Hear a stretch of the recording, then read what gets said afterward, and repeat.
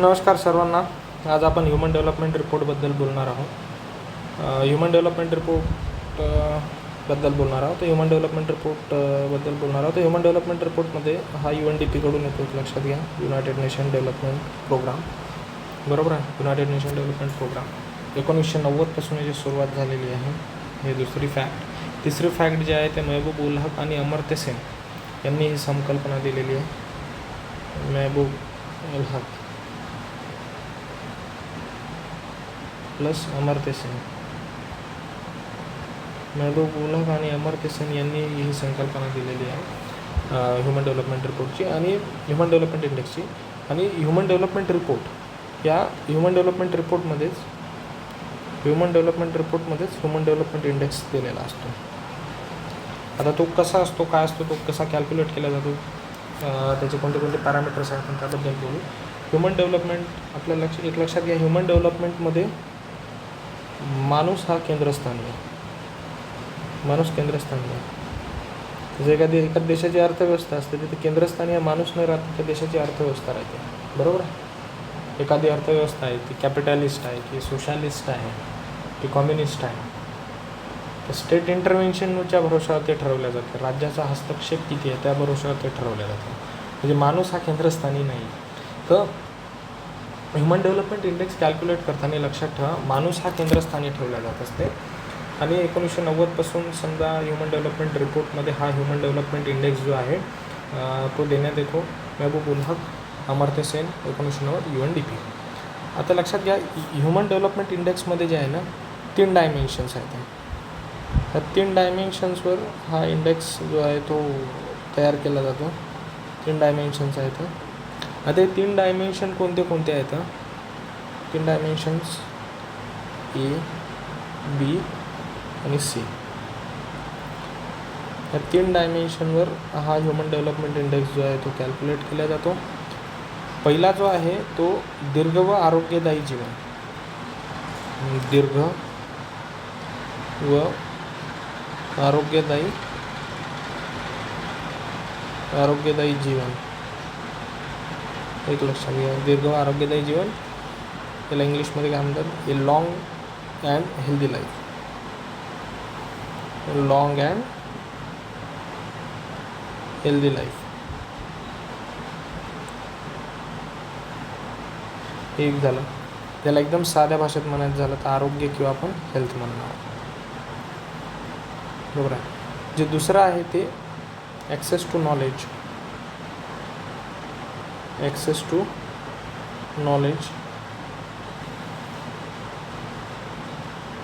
याला आपण शिक्षण म्हणणार. आणि तिसरं जे आहे ते decent standard of living. Decent standard of living, राहणीमान. ह्या 3 पॅरामीटरवर जे आहे ना किंवा ह्या 3 डायमेन्शनवर जो आहे, ह्या तुमच्या 3 डायमेन्शनवर जे आहे ना, या 3 डायमेन्शनवर तुमचा ह्युमन डेव्हलपमेंट इंडेक्स काढला जात असतं. कोणते कोणते आहेत? तुमचं long and healthy life, knowledge आणि डिसेंट स्टँडर्ड ऑफ लिव्हिंग. आता हे तर झाले तुमचे डायमेन्शन्स झाले ते. सो ह्युमन डेव्हलपमेंट इंडेक्स म्हणजे डायमेन्शन कोणते येतं? आता बरं, हे डायमेन्शन्स कशा प्रकारे ठरवल्या जातात? तर हे ठरवण्यासाठी पण वेगवेगळे पॅरामीटर्स लक्षात घेतले जातात. जसे समजा ह्युमन डेव्हलपमेंट इंडेक्स आहे, बरोबर आहे. या ह्युमन डेव्हलपमेंट इंडेक्समध्ये तुमचे काही डायमेन्शन्स असतील जे आपण वरती 3 बघितलेले आहेत. त्याच्यानंतर पॅरामीटर्स असतील. हे डायमेन्शन्स आहेत, तर या डायमेन्शन्सवर आपण कॅल्क्युलेट करतो ह्युमन डेव्हलपमेंट इंडेक्स. म्हणजे डायमेन्शन्स कसे मोजायचे, तर त्यासाठी काही पॅरामीटर्स ठरवलेले आहेत. त्या पॅरामीटर्सच्या भरोशावरच आपण काय करत असतो, हे डायमेन्शन्स कॅल्क्युलेट करत असतो. आता 3 डायमेन्शन्स कोणते कोणते आहेत जे आपण वरती लिहिलेले आहेत? एक आहे तुमचं आरोग्य, दुसरं आहे तुमचं शिक्षण,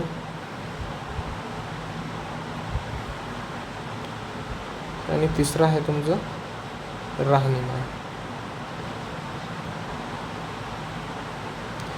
तिसरं आहे तुमचं राहणीमान, बरोबर आहे. आता आरोग्य जे आहे ते आपण इयर्समध्ये मोजतो. किती वर्ष एखादी व्यक्ती जगत आहे किंवा त्याचे आयुष्य काय आहे, ते आयुष्यमान जे आहे आपण इयर्समध्ये मोजतो. ॲक्सेस टू नॉलेज किंवा शिक्षण हे पण आपण वर्षातच मोजतो, इयर्समध्ये मोजतो. आणि राहणीमान जे आहे ते आपण डॉलरमध्ये मोजतो, म्हणजे एखादी व्यक्ती किती पैसे कमावते, बरोबर आहे. हे जे काय झाले तर समजा तुमचे डायमेन्शन्स झाले, तर ह्या 3 डायमेन्शन्सवर प्रश्न येतात, हे लक्षात ठेवायचे. तर आरोग्य, शिक्षण आणि राहणीमान. त्याच्यानंतर पॅरामीटर्समध्ये येते तुमचे life expectancy at the time of birth. म्हणजे आरोग्य कसं मोजणार, आरोग्याचं पॅरामीटर काय आहे, तर ते लक्षात ठेवा. Life expectancy at the time of birth हे एक पॅरामीटर आहे. Life expectancy at the time of birth हे एक पॅरामीटर आहे. भारतामध्ये जी लाईफ एक्सपेक्टन्सी आहे ती आपण 72 इयर्स कन्सिडर करणं, हे लक्षात ठेवा. 72 इयर्स आहे ती, बरोबर आहे.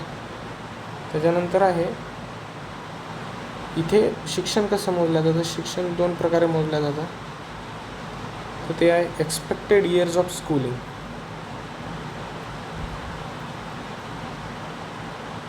एक्सपेक्टेड इयर्स ऑफ स्कूलिंग आणि मीन इयर्स ऑफ स्कूलिंग.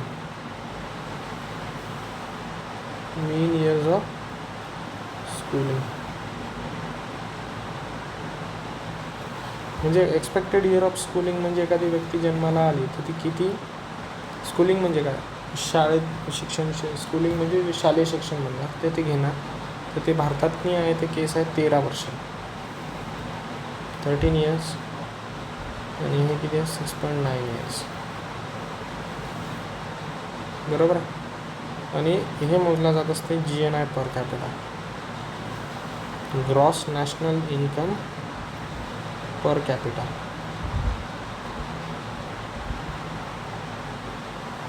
जस्ट ना तुमचे डॉलर, बरोबर आहे.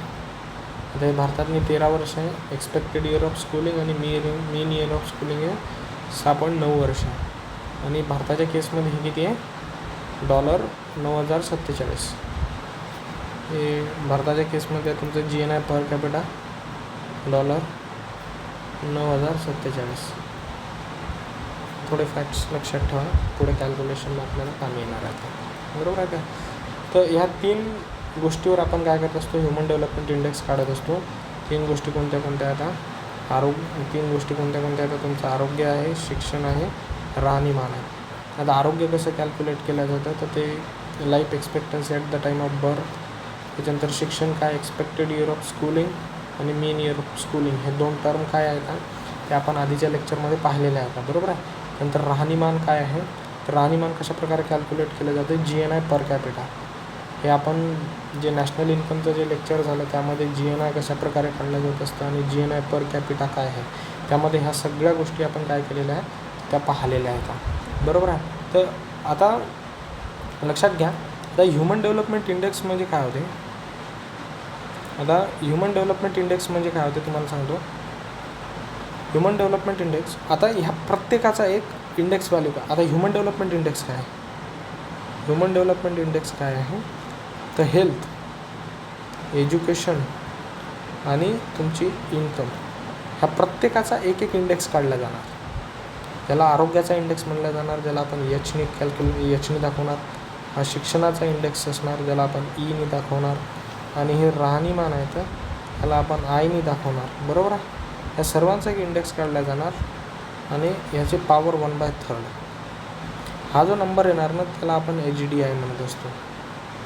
सो साध्या भाषेत सांगायचं झालं तर HDI काय आहे, हे जे तुमचे 3 डायमेन्शन्स आहेत ना, हा प्रत्येक डायमेन्शन्स जे आहेत हे तुमचे जे डायमेन्शन्स आहेत ना, ज्याच्या बेसिसवर आपण HDI काढतो, या प्रत्येक डायमेन्शनचा एक इंडेक्स काढला जाणार. म्हणजे ज्याला म्हणणार हेल्थ इंडेक्स काढला जाणार आहे, नंतर एज्युकेशन इंडेक्स काढला जाणार, एज्युकेशन इंडेक्स काढला जाणार आणि एक इन्कम इंडेक्स काढला जाणार. इन्कम इंडेक्स आणि याला आपण एचने दाखवणार, याला ईने दाखवणार, याला आयने दाखवणार आणि या तिघाचा समजा क्यूब रूट होणार. ज्यावेळेस आपण घेणार जी व्हॅल्यू येणार तिला आपण HDI म्हणतो. तर एक लक्षात घ्या, ह्या व्हॅल्यू आता कशा काढल्या जातात, आता हे इंडेक्स कशा प्रकारे काढल्या जातात हे थोडं याकडे आपण थोडं पाहू. जसं तुम्हाला पहिलेच सांगितलेलं आहे HDI आहे, बरोबर आहे. HDI याचे 3 डायमेन्शन्स आहेत, बरोबर आहे. हे डायमेन्शन्स इथे लिहितो मी, हे डायमेन्शन इथे लिहिणार, बरोबर आहे. हे 3 डायमेन्शन कोणते कोणते आहेत आधीच आपण पाहिलेलं आहे. हेल्थ एक झालं, याला आपण आरोग्य म्हणतो, बरोबर आहे. त्यानंतर एज्युकेशन झालं, याला आपण शिक्षण म्हणतो. आणि जे तिसरं आहे तुमचं स्टँडर्ड ऑफ लिव्हिंग, ज्याला आपण राहणीमान म्हणतो, स्टँडर्ड ऑफ लिव्हिंग. आणि हे कशा प्रकारे काढल्या जातात तर त्याचे इंडिकेटर्स आहेत. इंडिकेटर्स आता याचे इंडिकेटर काय, हेल्थचा इंडिकेटर काय, life expectancy at the time of birth, life expectancy at the time of birth. त्यानंतर इथे काय, इथं दोन पॅरामीटर्स आहेत तुमचे, ते 2 पॅरामीटर आहेत. Expected year of schooling, expected years of schooling. आणि दुसरं काय, mean year of schooling, mean years of schooling. आणि तिसरं काय, GNI per capita, GNI per capita, बरोबर आहे. आता या प्रत्येकाचा एक इंडेक्स काढला जाणार. या हेल्थचा एक वेगळा इंडेक्स, एज्युकेशनचा वेगळा, या प्रत्येकाचा एक काय केला जाणार, वेगळा इंडेक्स काढला जाणार. म्हणजे या हेल्थचा एक इंडेक्स असणार, या प्रत्येकाचा एक इंडेक्स असणार. म्हणजे या हेल्थचा एक इंडेक्स असणार, ज्याला आपण म्हटलं जात असते लाईफ एक्सपेक्टन्सी इंडेक्स. याचा जो इंडेक्स व्हॅल्यू काढला जाणार त्याला म्हटलं जातं लाईफ एक्सपेक्टन्सी इंडेक्स. त्याला म्हटलं जाणार, ज्याला आपण Hने दाखवणार. याचा जो इंडेक्स असणार त्याला म्हटलं जातं एज्युकेशन इंडेक्स, एज्युकेशन इंडेक्स. याला आपण E दाखवणार.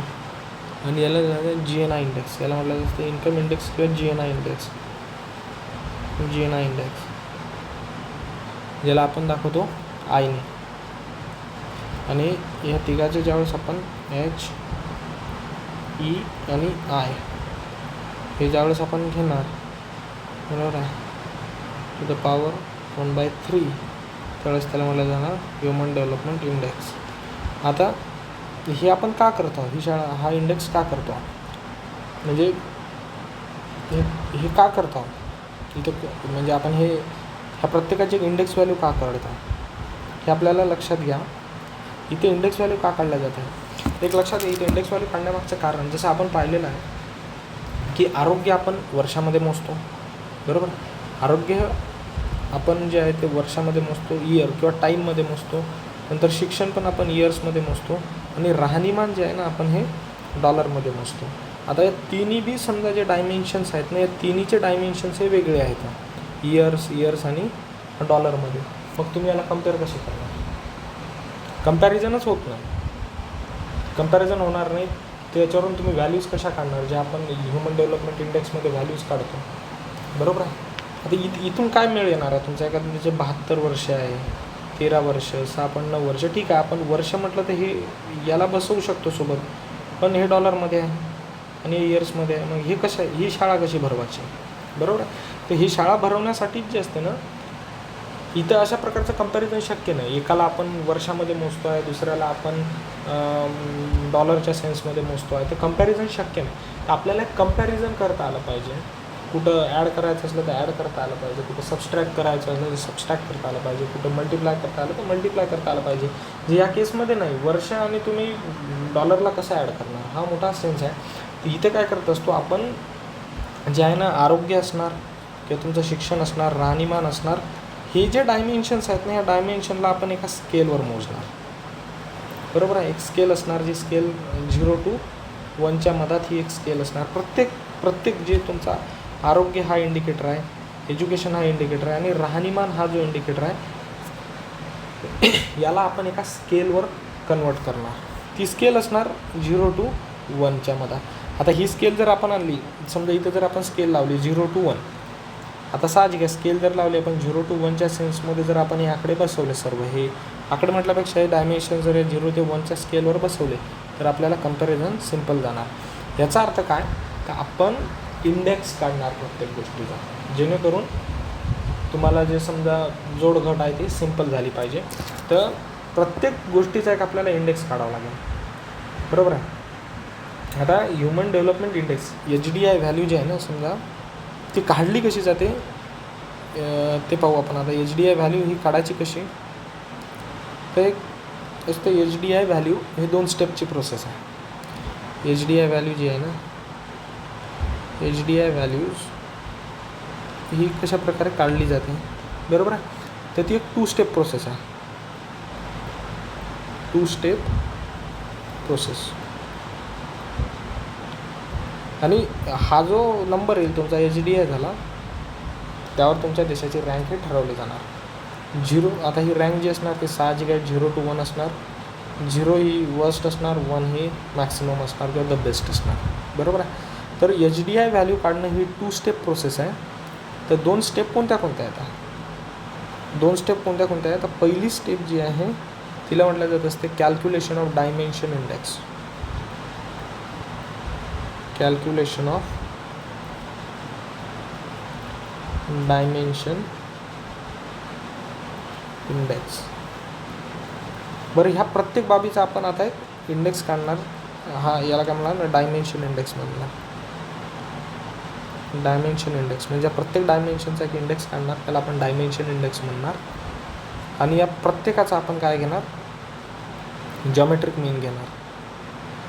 जॉमेट्रिक मीन. बरोबर आहे. आता जॉमेट्रिक मीन सरळ तुम्हाला असा एक प्रश्न आहे, समजा जॉमेट्रिक मीन घेणार. बरोबर आहे. आता लक्षात घ्या, जॉमेट्रिक मीनच का घेणार आपण, ॲव्हरेज का घेणार नाही साध्या भाषेत, म्हणजे जॉमेट्रिक मीनच का घेणार, ॲव्हरेज का नाही घेणार ते पण आपण. आता हा साध्या भाषेत मी काय केलं, आपण या 3 इंडेक्सचा काय घेतलेला आहे, जॉमेट्रिक मीन घेतलेला आहे. बरोबर आहे. पण आपण तिथे जॉमेट्रिक मीनच का घेतो, ॲव्हरेज का नाही घेतो. समजा आपण ॲव्हरेज घेतला असता तर काय झालं असतं, समजा प्रत्येकाचे आपण डायमेन्शन इंडेक्स काढले. ह्याचा डायमेन्शन, समजा एखादी कंट्री आहे, एखादी समजा आफ्रिकन कंट्रीमध्ये कन्सिडर करू आपण, तिथं असा विचार करू की लाईफ एक्सपेक्टन्सी फार कमी आहे. आपण पाहतो जॉमेट्रिक मीन का घेतो, ॲव्हरेज का नाही घेतलं, म्हणजे जॉमेट्रिक मीनच का घेतो, ॲव्हरेज का नाही घेणार. तर एक गोष्ट लक्षात घ्या, सपोज एखादी देश आहे, समजा एखादा आफ्रिकेतला देश आहे, तर आफ्रिकेतल्या देशातनी माहिती आहे का, हेल्थवर काम नाही जाणार. बरोबर आहे. हेल्थवर वर्क नाही होणार, लाईफ एक्सपेक्टन्सी फारच कमी असणार, फार कमी असणार. ती समजा एक ठरलेल्या स्टँडर्डपेक्षा पण कमी असणार. ते किती असणार, समजा ती 0 असू शकते. बरोबर आहे. परंतु त्यांचे स्टँडर्ड ऑफ लिव्हिंग, समजा एक हायपोथेटिकल सिच्युएशन घेऊ शकतो आपण, किती 1 असणार, हे 0 असणार. एखाद्या आफ्रिकन देशासाठी समजा 0 असू शकतो लाईफ एक्सपेक्टन्सी, हा इंडेक्स. बरोबर आहे. हा 0 असू शकतो, हा 1 असू शकतो आणि हा 1 पण काही पण असू शकतो. आता आपण जर ॲव्हरेज घेतला तर काय होणार, 0 + 1 + 1.1 / 3 जे काही येणार समजा, तर ती एक व्हॅल्यू असणार. परंतु एक लक्षात घ्या, ह्युमन डेव्हलपमेंट इंडेक्ससाठी हे 3 पॅरामीटर आपल्याला कन्सिडर करणं महत्त्वाचं आहे. आता इथच्या केसमध्ये ॲव्हरेज ज्यावेळेस आपण घेत होतो तर एक 0चा काही फरकच नव्हता पडत. बरोबर आहे. हा 0चा फरक काही पडतच नव्हता, कारण ॲव्हरेजमध्ये आपण ॲडिशन करायला लागलो आणि ती साध्या ॲडिशनमधून तो 0 हा निघून गेला असता. परंतु ज्यावेळेस आपण मल्टिप्लिकेशन घेतो, इथं आपण ह्युमन डेव्हलपमेंट इंडेक्सचा ज्यावेळेस आपण सर्वात पहिले 0 मल्टिप्लाइड बाय 1 टाईम 1.1 त्याचं ज्यावेळेस आपण जॉमेट्रिक मीन घेणार तर हा 0च येणार, कारण हा 0 आहे. मल्टिप्लिकेशनमध्ये कोणत्याही संख्येला 0ने मल्टिप्लाय केलं तर 0च येणार आन्सर. म्हणजे सांगायचं तात्पर्य हेच की ह्युमन डेव्हलपमेंट इंडेक्समध्ये आपण जॉमेट्रिक मीन का घेतो, तर जे कुठले डायमेन्शन्स आहेत ते प्रॉपरली रिप्रेझेंट केल्या गेले पाहिजे त्या स्केलवर, म्हणून आपण तिथे जॉमेट्रिक मीन घेतो. हे लक्षात ठेवा. तर सगळ्यात पहिलं आहे तुमचं कॅल्क्युलेशन ऑफ डायमेन्शन इंडेक्स आणि दुसरा आहे तुमचा जॉमेट्रिक मीन. आता डायमेन्शन इंडेक्स का, इंडेक्स काय म्हणतो आपण, कुठले डायमेन्शन इंडेक्स, बरोबर आहे. डायमेन्शन इंडेक्सचा एक फॉर्म्युला असतो, हे लक्षात घ्या. डायमेन्शन इंडेक्सचा एक फॉर्म्युला असणार. डायमेन्शन इंडेक्सचा एक फॉर्म्युला आहे, तो असतो ॲक्च्युअल व्हॅल्यू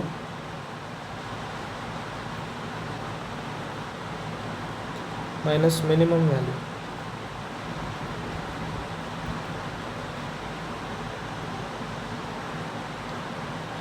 भागिले maximum value minus minimum value, maximum value minus minimum value, बरोबर आहे. आता इंडेक्समध्ये काय केलं जात असतं, मॅक्सिमम व्हॅल्यू आणि मिनिमम व्हॅल्यू लक्षात घ्या. एखादा इंडेक्स आहे, इंडेक्समध्ये काय करतो आपण, एक गोल पोस्ट देणार किंवा स्केल घेणार, स्केल असणार किंवा गोल पोस्ट म्हणा, बरोबर आहे. गोल पोस्ट असणार किंवा स्केल असणार. जशी ह्युमन डेव्हलपमेंट इंडेक्समध्ये जी स्केल आहे ती 0 to 1 आहे, बरोबर आहे. 0 ही काय झाली तुमची मिनिमम व्हॅल्यू झाली,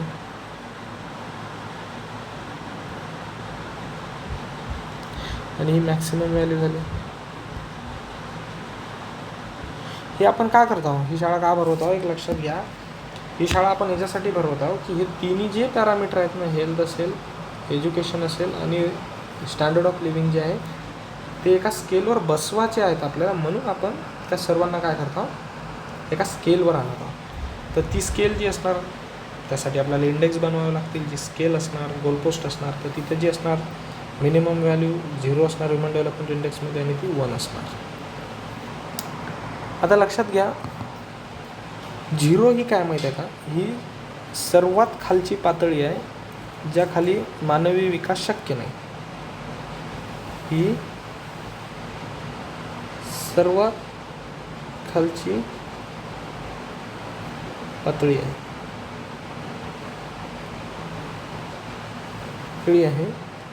ज्या खाली मानवी विकास शक्य नाही, ज्या खाली मानवी विकास शक्य नाही, हे लक्षात घ्या. आणि जिला आपण नॅचरल झिरोज पण म्हणू, याला मग काय म्हटलं जातं, यालाच नॅचरल झिरो पण म्हटलं जात असतं.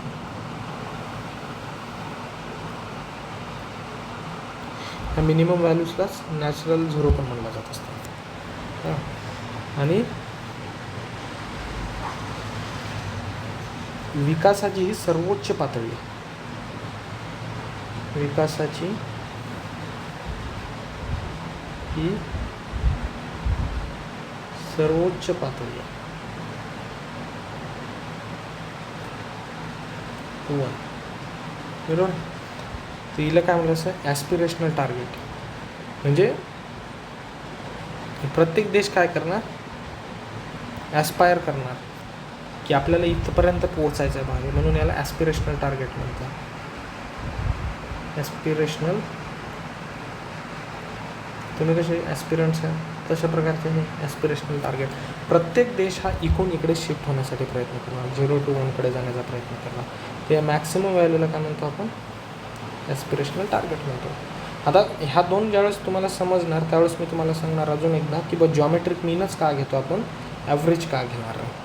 तर ह्या दोन गोष्टी झाल्या. आता ह्या दोन गोष्टी केल्याच्यानंतर आता म्हणजे आता याच्यात नसते की आपल्याला प्रत्येक इंडेक्स म्हणजे प्रत्येक जो आहे प्रत्येक डायमेन्शन आहे ना, ह्याच्यातला जो प्रत्येक डायमेन्शन आहे म्हणजे हेल्थ असणार, एज्युकेशन असणार किंवा तुमचं राहणीमान असणार, या प्रत्येकाची एक आपल्याला मिनिमम व्हॅल्यू ठरवावी लागेल. बरोबर आहे. एक मिनिमम व्हॅल्यू ठरवावी लागेल आणि एक मॅक्सिमम व्हॅल्यू एक मिनिमम आणि मॅक्सिमम व्हॅल्यू ठरवावं लागेल. आणि त्याच्यानंतर जे वेगवेगळे देश आहेत त्याला आपल्याला काय करावं लागेल, समजा कम्पेअर करावं लागेल. तर त्या मिनिमम आणि मॅक्सिमम व्हॅल्यू पण ज्या आहेत त्या ठरवलेल्या आहेत. त्या काय काय आहेत त्या मी तुम्हाला सांगतो. आता आधीच सांगितलं होतं की डायमेन्शन्स आहेत तुमचे. बरोबर आहे. डायमेन्शन्समध्ये तुमचे पॅरामीटर्स आहेत.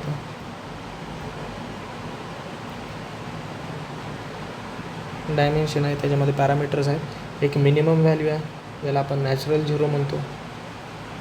आणि दुसरे काय मॅक्सिमम व्हॅल्यू आहे, ज्याला आपण ॲस्पिरेशनल टार्गेट म्हणतो, जीवन आहे.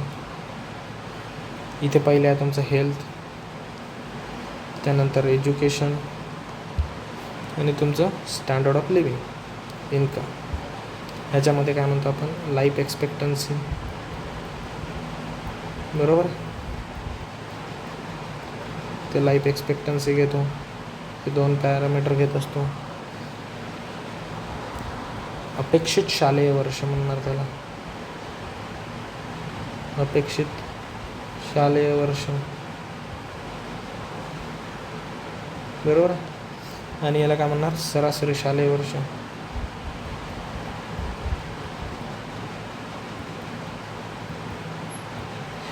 सरासरी शालेय वर्ष हे आपण सरासरी आयुर्मान म्हणतो. आपण इयर्समध्ये घेतो, हे पण इयर्समध्ये कन्सिडर करणार, हे पण इयर्समध्ये घेणार. बरोबर. आणि हे काय GNI per capita, GNI per capita आपण डॉलरमध्ये घेत असतो. बरोबर आहे. त्या प्रत्येकाची एक मिनिमम व्हॅल्यू ठरलेली आहे आणि एक मॅक्सिमम व्हॅल्यू ठरलेली आहे. ही 20 असणार, हे 85 असणार. हे 20 वर्ष झाले आणि 85 वर्ष झाले. बरोबर. म्हणजे सांगायचं तात्पर्य की कोणत्याही देशाची लाईफ एक्सपेक्टन्सी जर 20 वर्षापेक्षा कमी असणार तर तिथं मानव विकास हा शक्य नाही, ह्युमन डेव्हलपमेंट हा शक्य नाही. एखाद्या देशातनी 80 असेल, 85 असेल, 85पेक्षा जास्त असणार तर ते 1पेक्षा जास्त झाले. म्हणजे त्यांनी दर बियॉन्ड दिस स्केल त्यांच्यामध्ये ह्युमन डेव्हलपमेंट ही एक्सेप्शनल आहे, सर्वाधिक आहे. बरोबर आहे. बरं ही 20 का आहे? 20 याच्यासाठी आहे. बरं ही मिनिमम व्हॅल्यू 20च काय आहे? मिनिमम व्हॅल्यू 20च काय आहे? तर 20व्या शतकात वेगवेगळ्या प्रकारचे एक्सपेरिमेंट करण्यात आले होते आणि त्या एक्सपेरिमेंटमध्ये असं एक्सपेरिमेंट म्हणा किंवा अर्थशास्त्राचा अभ्यास करण्यात आला. त्याच्यामध्ये आयडेंटिफाय करण्यात आलं की 20 हे मिनिमम वर्ष आहे लाईफ एक्सपेक्टन्सी. कुठल्याही देशाची 20 हे लाईफ एक्सपेक्टन्सी आहे. अभ्यास करताना त्यांनी पाहिलं फॅमिन्स म्हणजे दुष्काळ पडलेले होते, युद्ध झाले होते, सर्व गोष्टी झाल्या होते, तर एकाही देशाची लाईफ एक्सपेक्टन्सी ही 20 वर्षापेक्षा कमी नव्हती. म्हणजे तुमची स्केल सेट करताना 20 हे मिनिमम वर्ष ठेवलं. 20 जर असेल किंवा 20पेक्षा अधिक असेल, 20पेक्षा जर कमी असेल त्याचा अर्थ काय की त्या देशात ह्युमन डेव्हलपमेंट शक्य नाही. एखाद्या देशातली जर लाईफ एक्सपेक्टन्सी 20 वर्षापेक्षाही कमी आहे तर तो देश लायकीचाच नाही आहे, साध्या भाषेत सांगायचं झालं तर. आणि 85 जास्तीत जास्त झाली आजपर्यंतची रेकॉर्ड करण्यात आलेली लाईफ एक्सपेक्टन्सी. जसं जपानसारख्या देशातनी 80च्या वरती लाईफ एक्सपेक्टन्सी. बरोबर आहे. अशा प्रकारे प्रत्येक डायमेन्शनच्या मिनिमम आणि मॅक्सिमम व्हॅल्यू ठरवण्यात आल्या. म्हणजे एखाद्या देशाची जर समजा एखाद्या देशाच्या केसमध्ये काय झालं, समजा एखाद्या देशामध्ये जी समजा तुमची लाईफ एक्सपेक्टन्सी आहे ती 20 वर्षापेक्षा कमी असणार. समजा एखादा देश आहे त्याची जर लाईफ एक्सपेक्टन्सी जर लेस दॅन 0 असेल, म्हणजे काय एखाद्या देशाची लाईफ एक्सपेक्टन्सी जर 20पेक्षा कमी असेल तर त्याची व्हॅल्यू काय असणार, 0 असणार. बरोबर. तिथे मानव विकास शक्यच नाही. आणि ही गोष्ट जी आहे ना तुमच्या जॉमेट्रिक मीनमध्ये एक्सप्लेन केला जातो पद्धतशीरपणे. ॲव्हरेज जर असता तर फरक वेगळा झाला असता. ॲव्हरेजमध्ये 0 ही संख्या लपवल्या जाऊ शकते. म्हणजे ती कशी ती मी सांगतो. अपेक्षित शालेय वर्ष ह्याचे पण पॅरामीटर्स ठरलेले आहेत. मिनिमम व्हॅल्यू मॅक्सिमम व्हॅल्यू ठरलेले आहेत. हे 0 वर्ष आहे आणि हे 18 वर्ष आहे. शालेय वर्ष काय 12 वर्ग सॉरी शालेय वर्ष म्हणजे 12वीपर्यंतचं शिक्षण शालेय वर्षात सांगायचं झालं तर. आणि सरासरी हे 0 आणि हे 15, हे $100 आणि येणार 75,000. आता आपण हे सगळे जे डायमेन्शन्स आहेत आणि त्याचे जे पॅरामीटर्स आहेत ना, हे सगळे आपण एका स्केलवर कशा प्रकारे बसवणार. हेल्थ असेल, एज्युकेशन असेल आणि तुमचं इन्कम इंडेक्स असणार. पण आता तुम्हाला सांगितलं होता इंडेक्सचा फॉर्म्युला का होता, डायमेन्शन इंडेक्स. डायमेन्शन इंडेक्सचा फॉर्म्युला सांगितला आणि मी इंडियाचं एक्झाम्पल घेऊन तुम्हाला एक्सप्लेन करून सांगतो. डायमेन्शन इंडेक्स तुम्ही महाराष्ट्राचं करू शकता, तुम्ही तुमच्या जिल्ह्याचं करू शकता, तुम्ही तुमच्या तालुक्याचं, तुमच्या गावाचं करू शकता आकडे असले तर. डायमेन्शन इंडेक्स म्हणजे काय होते, ॲक्च्युअल व्हॅल्यू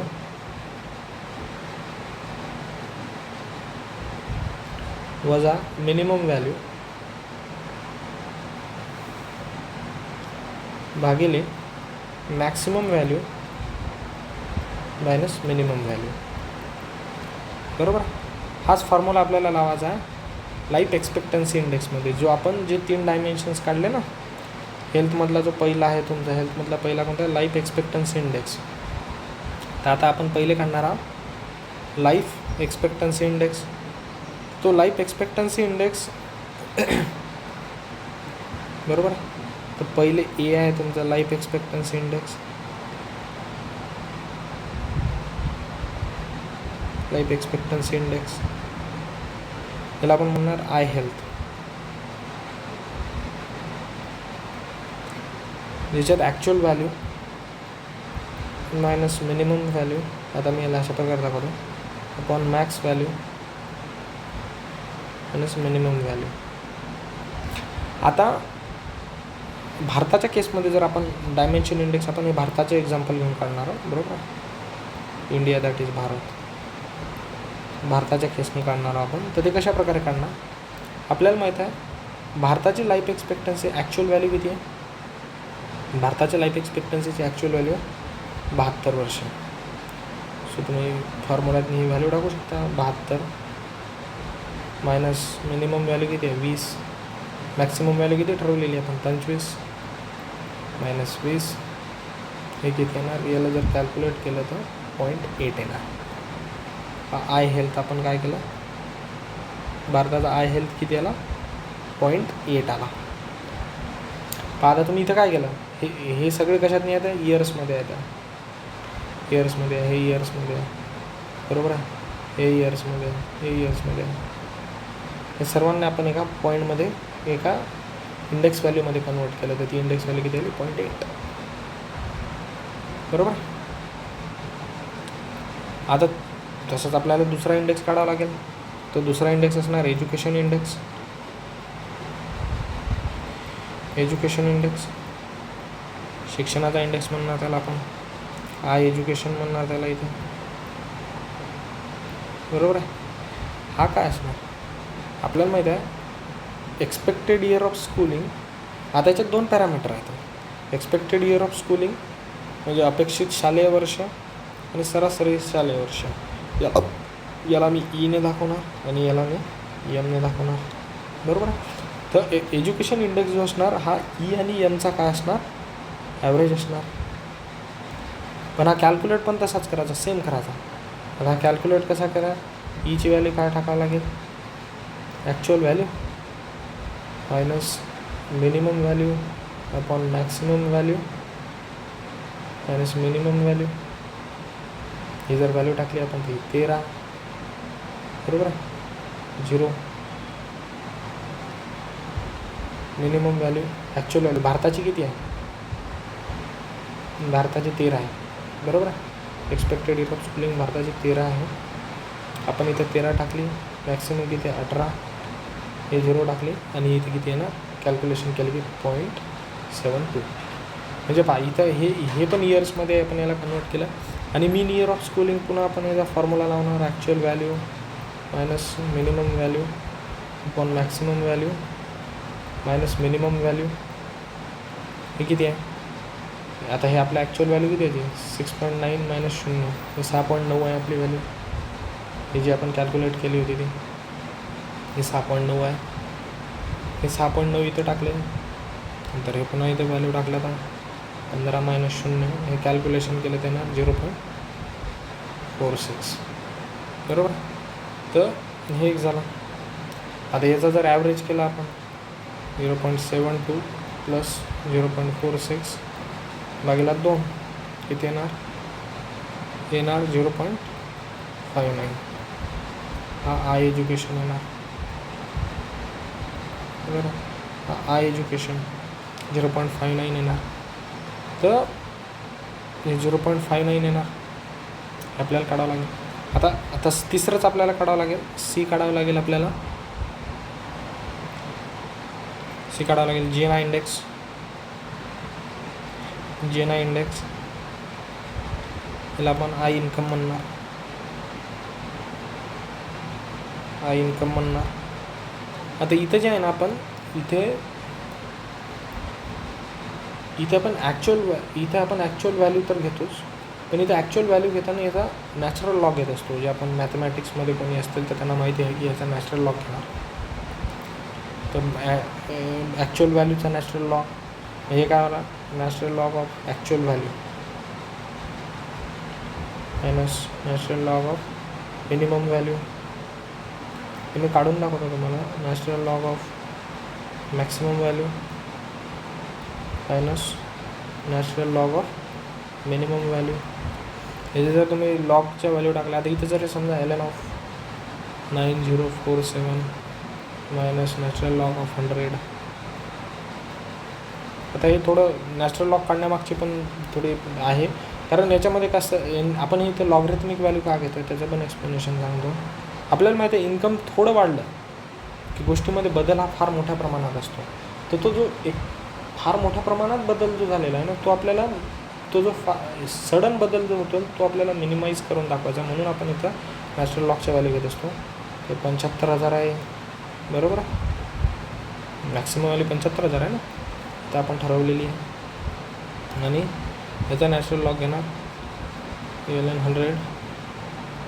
हे ज्यावेळेस आपण टाकणार हे कॅल्क्युलेट करणार 9.11 येणार आहे मायनस 4.61 भागेला 11.23 मायनस 4.61 आणि याचे सर्व कॅल्क्युलेशन केल्यानंतर येणार 0.68. हे येणार तुमचं आय इन्कम. आता आपण काय केलं, हे सगळे जे आहेत ना तुमचे हे याला आपण काय म्हणतो हे इंडेक्स काढले ते बरोबर आहे. Life expectancy index, education index आणि GNI इंडेक्स. ह्या इयर्सला जे आता समजा हे वर्षात मोजत होतं आपण बरोबर आहे. हे वर्षात होतं, हे पण इयर्समध्ये होतं बरोबर आहे, पण हे डॉलरमध्ये होतं. परंतु ह्या तिन्ही इंडेक्सला आपण एका नंबरमध्ये कन्वर्ट केलं 0.8, 0.59 आणि 0.68.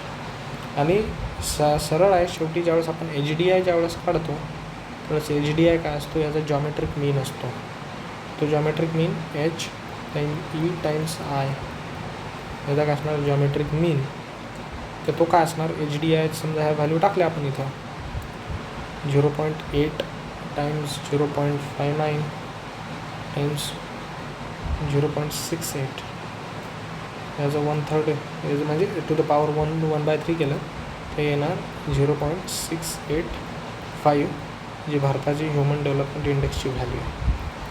आणि याच्या भरोशावर मग वेगवेगळ्या देशांना वेगवेगळ्या देशांची रँक ठरवल्या जाते. प्रत्येक देशाचा ह्युमन डेव्हलपमेंट इंडेक्स हा अशाच प्रकारे काढला जातो आणि त्याच्यानुसार ज्या देशाची व्हॅल्यू 0 to 1च्या स्केलवर कॅल्क्युलेट केल्या जाते आणि त्यानुसार देशाचं क्लासिफिकेशन केलं जात असतं. कधी जास्त विकसित कंट्री आहे, कधी कमी विकसित कंट्री आहे. आता इथं सांगतो इथं आपण ॲव्हरेज का नाही घेतला, जॉमेट्रिक मीनच का घेतला आपण, तिथे ॲव्हरेज का नाही घेतला. आता आपल्याला माहिती आहे एखादा देश आहे समजा, आता इथे एखादा देश आहे, इथं समजा मिनिमम व्हॅल्यू जर समजा एखाद्या देशाची मिनिमम व्हॅल्यू समजा 10 आली बरोबर आहे. समजा एखाद्या देशाची समजा आपण पाहिलं एखाद्या देशाला जर इथं समजा आपण पाहिलं की लाईफ एक्सपेक्टन्सी तर 72च्या जागी समजा 10 इथं समजा 10 वर्ष असली समजा, हे 10 वर्ष झाली तर याचा अर्थ ही 10 वर्ष झाली म्हणजे काय, ही त्या 20पेक्षा कमी याचा अर्थ त्या मिनिमम व्हॅल्यूपेक्षा कमी आहे. इथे ह्युमन डेव्हलपमेंट शक्यच नाही. परंतु एखादा नंबर ॲव्हरेजमध्ये 0 असला तरी तो आपण लपवू शकतो, कारण आलेला 0 नंबर हा ॲव्हरेजला 0 करत नाही. परंतु मल्टिप्लिकेशनमध्ये जर परंतु तुमच्या इथं समजा मल्टिप्लिकेशनमध्ये जर एखादा नंबर जरी 0 आला तरी हा पूर्ण आकडा 0 होतो. याचा अर्थ काय की मिनिमम व्हॅल्यूपेक्षा कमी गेले आणि 0 आलं तर ह्युमन डेव्हलपमेंट हा इंडेक्स 0 होतो. तर अशा प्रकारे ह्युमन डेव्हलपमेंट इंडेक्स हा काढला जात असतो. याच्यावरचे प्रश्न हे तुम्ही पाहून घ्या, तुम्हाला कळेल सगळे प्रश्न.